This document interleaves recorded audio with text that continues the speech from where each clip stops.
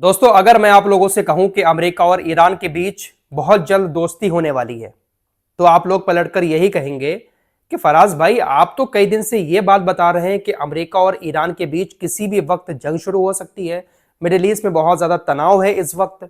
America ने अपने जंगी जहाज ईरान के करीब तैनात कर दिए हैं। तो अब ये दोस्ती वाली खबर कहां से आ गई? अमेरिका और ईरान के बीच दोस्ती कहां से हो जाएगी? अभी तक जंग जैसे हालात थे और अब दोस्ती की खबरें आ रही है। दरअसल दोस्तों, मुझे खुद समझ में नहीं आ रहा है कि ये हो क्या रहा है दुनिया के अंदर। दुनिया के ये जो बड़े बड़े नेता हैं, ये दुनिया का बॉस बनने के चक्कर में पूरी दुनिया को घुमाए जा रहे हैं।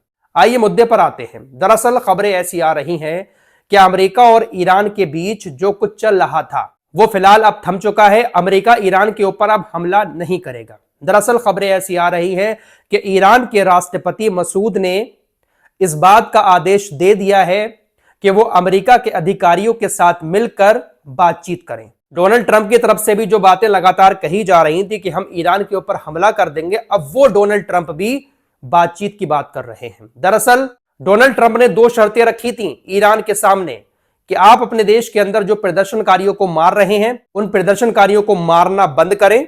दूसरी शर्त यह थी कि आप परमाणु मामले पर हमसे बातचीत करें। डोनाल्ड ट्रंप की तरफ से सोशल मीडिया पर पोस्ट करके इस बात की जानकारी दी गई कि ईरान ने अपने देश के अंदर अब प्रदर्शनकारियों को मारना बंद कर दिया है, इसलिए हम ईरान के ऊपर अब हमला नहीं करेंगे।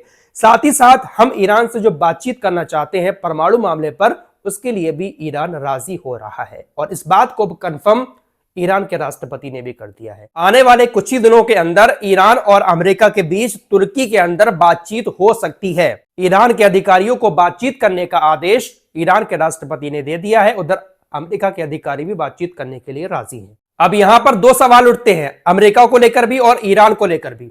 क्या ईरान अमेरिका के हमलों से डर गया, इसलिए अमेरिका के साथ बातचीत करने को तैयार हो गया? दूसरा सवाल, क्या अमेरिका ईरान से डर गया? जो डोनाल्ड ट्रंप ईरान को धमकाकर झुकाना चाहते थे, अब वो बातचीत करने के लिए तैयार हो गए। दरअसल ऐसा कुछ नहीं है, ना ईरान झुका है और ना ही अमेरिका झुका है, बल्कि ये जो अरबी देश हैं, सबसे ज्यादा डर इन देशों को सता रहा है। मिडिल ईस्ट के अरबी देशों ने अमेरिका को अपने देश के अंदर पनाह दे रखी है और इन देशों को मालूम है कि अमेरिका अगर ईरान के ऊपर हमला करता है तो वो हमारे एयर स्पेस का इस्तेमाल जरूर करेगा। ईरान लगातार इस बात की धमकी दे रहा था कि अगर अमेरिका ने हमारे ऊपर हमला किया तो जो भी अरबी देश अमेरिका को अपने देश में पनाह दिए हुए हैं, हम उन देशों के ऊपर भी हमला करेंगे।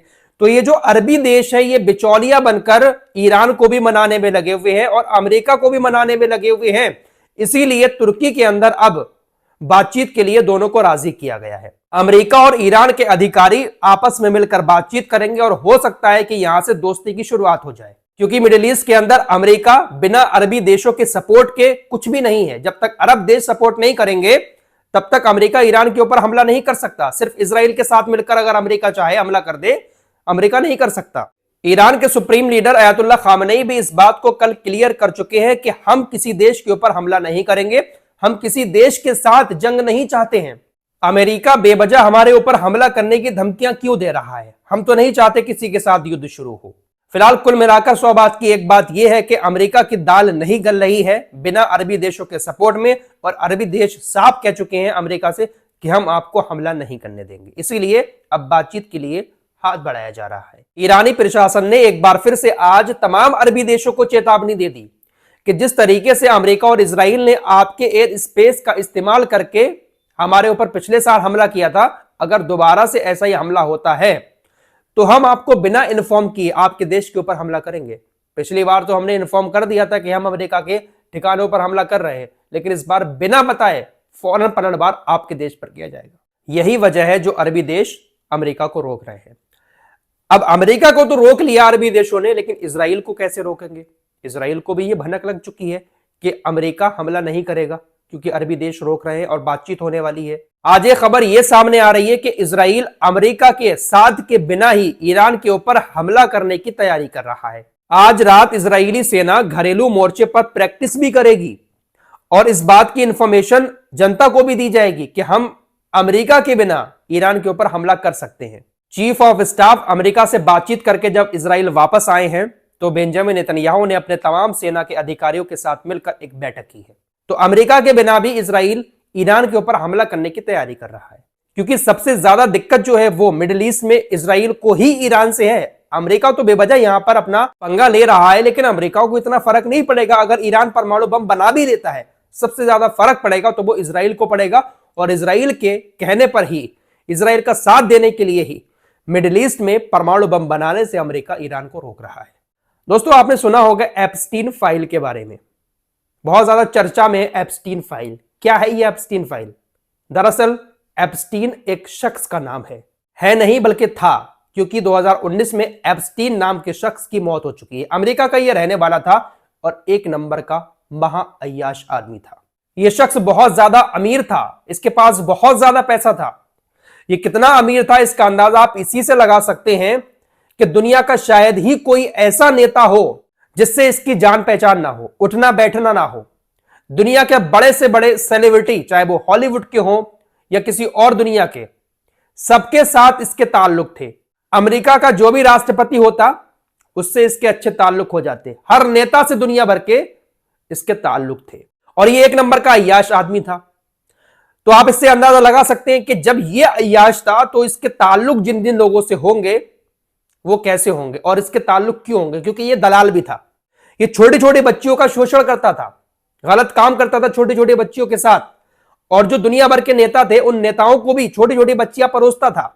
ऐसे आरोप लगते हैं और तस्वीरें भी सामने आ रही हैं, दुनिया भर के बड़े बड़े नेताओं के चेहरे सामने आ रहे हैं।